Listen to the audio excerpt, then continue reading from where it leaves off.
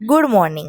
आजचा दिवस स्पेशल आहे कारण की आई आमच्यासाठी मस्त असं धोंडे जेवण बनवत होती. स्वयंपाक बनवत बनवत इकडे त्रिशाला झोका बांधून द्यायचं हे चाललं होतं कारण त्रिशा काही शांत बसत नव्हती. छान असा झोका बांधून दिला आणि त्रिशाने मस्त असा झोका एन्जॉय केला.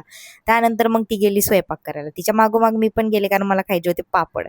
त्यानंतर मग मस्त असा स्वयंपाक तयार करून घेतला आणि सगळेजण जेवायला बसलो. तुमच्याकडे अजून धोंडे जेवण बनवलं की नाही हे कमेंटमध्ये मला नक्की सांगा. त्यानंतर मस्त असं शेतावरती गेलो आणि तिकडे इतकं भयंकर वारं सुटलं होतं की बास खतरनाक. आणि हे वारं मी किती दिवसानंतर फील करत होते काय सांगू.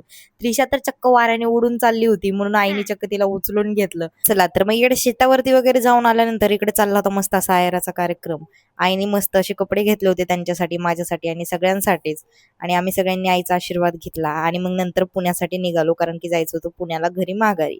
तसं तर मी सहजासहजी गावी जात नाही, पण जेव्हा जाते तेव्हा मला अजिबात माघारी येऊ वाटत नाही आणि तिथेच राहून जावं असं वाटतं. खरंच गाव म्हणजे एक नंबर असतं आणि तुम्ही पण टाइमात टाइम काढून गावीच जात जावा, खूप सारी मजा करत जावा. आणि आजच्यासाठी एवढंच होतं. भेटूया नेक्स्ट ब्लॉगमध्ये. Okay, bye bye.